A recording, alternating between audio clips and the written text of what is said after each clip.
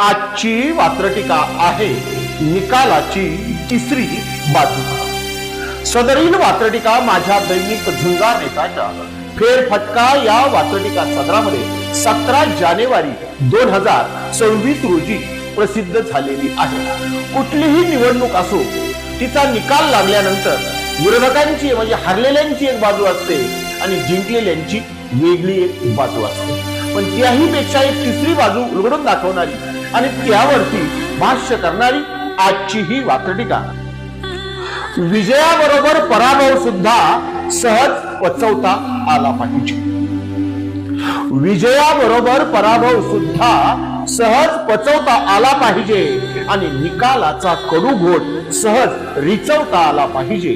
निकालाचा कडू घोट सहज रिचवता आला पाहिजे, सहज रिचवता आला पाहिजे। पुन्हा एकदा पहिलं करू, विजयाबरोबर पराभव सुद्धा सहज पचवता आला पाहिजे।